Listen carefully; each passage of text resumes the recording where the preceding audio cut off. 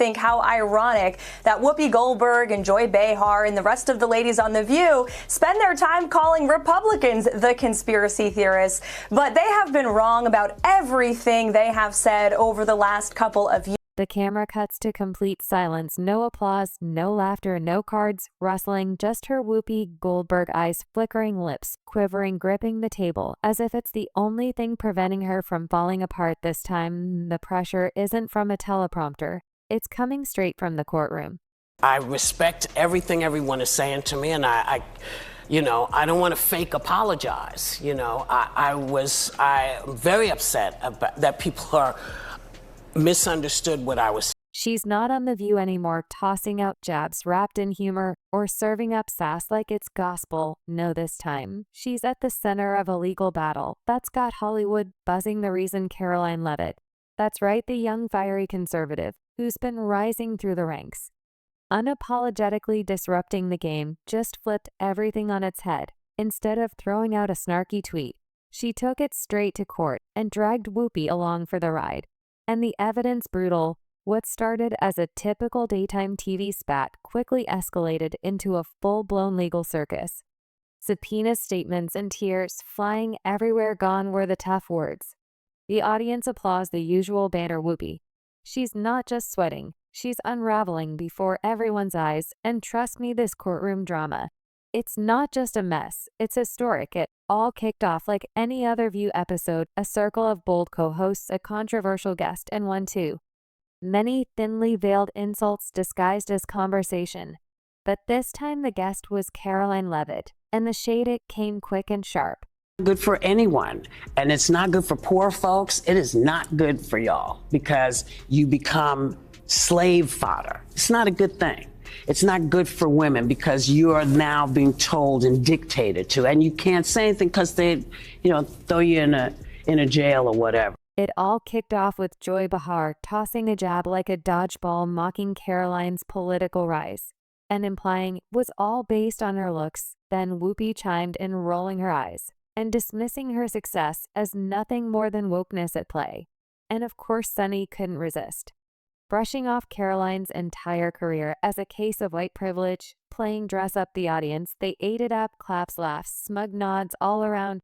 But Karoline, she didn't flinch, she didn't scream, didn't storm off in a huff. Instead, she went quiet, took a deep breath, locked it all in, and then days later, boom, legal papers dropped, hitting harder than a surprise album drop.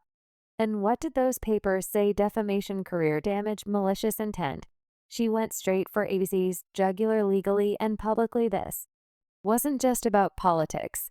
This was personal. Karoline didn't just clap back, she turned the tables. And now Whoopi isn't the one holding court, she's in one, and this time there's no commercial break to save her. While most celebs would shoot off a quick IG story or fire off some tweets, when drama hits Karoline Leavitt, she played a different game, quiet, calculated, and lethal. She didn't rant, she documented every smirk, every sarcastic jab, every eye roll that went down on live TV. She collected the footage, the sound bites, even the offhand comments meant to humiliate her.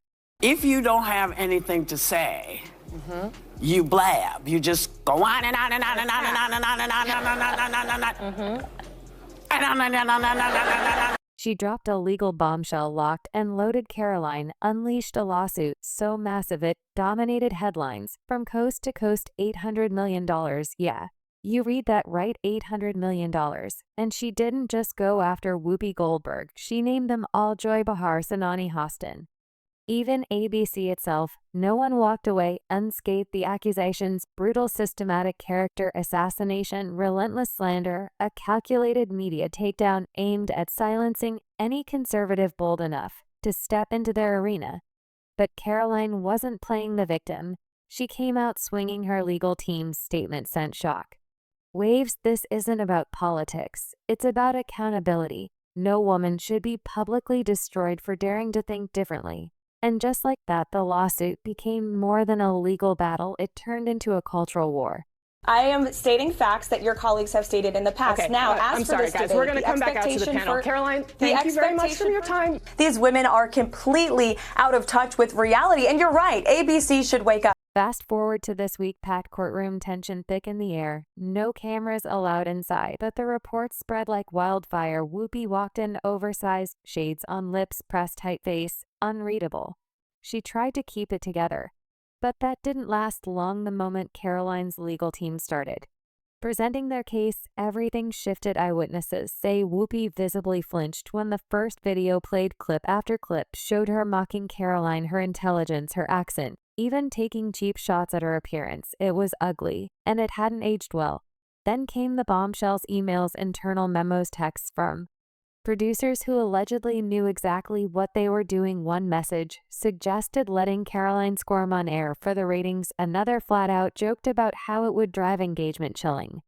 They likened President Trump to Hitler. They have mocked him, they have shamed him, they have lied about him consistently on their show. And it was a joy to watch them on November the 6th when they realized that tens of millions of Americans do not listen to the lies that they have spewed. These women are completely out of touch with reality. And you're right, ABC should wake up. They just paid $15 million to President Trump's future library. That's a great thing for the American people. Sources say Whoopi turned to her attorney, whispered something inaudible, then dropped her face into her hands. She stayed like that for a long moment during recess.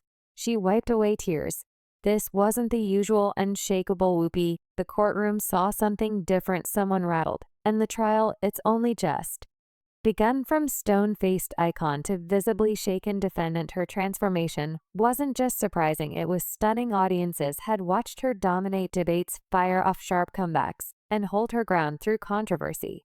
But in that courtroom, stripped of the spotlight, she looked like someone who had just realized the camera doesn't always cut away. Across from her, Karoline Leavitt sat in stark contrast. No smugness, no theatrics, just quiet, unwavering composure, hands folded, eyes steady. She wasn't there for spectacle. She was there for justice. Her presence alone made a statement. And then came the evidence, not a handful of cherry-picked clips or hearsay. Karoline's legal team brought everything: months of raw footage, full transcripts, segment rundowns, internal production notes. They had timestamps, metadata, and a mapped-out pattern of targeted remarks. This wasn't occasional criticism. It was a sustained, deliberate effort to belittle, discredit, and reduce her to a punchline. Then came the document that turned the whole room ice cold, a leaked internal memo allegedly instructing producers to lean into her youth, push her off balance early, and essentially tear her apart for the sake of ratings. Legal analysts in the room barely hid their reactions. Some sat in stunned silence. One was overheard whispering, Goldberg, who raised a few eyebrows using the Bible to support the idea of kids getting gender change surgeries. Take a look. This is a party that says we believe in parents' rights. You're telling me that as a parent, I'm not smart enough to decide if my child and I need to have gender affirming. Our doctors are not involved. What is going? So I can't decide what my kid reads. I can't decide for my child what my child says is going on. You're telling me your beliefs, and they keep saying it, and I keep saying, what Bible are you reading? Because God was really clear.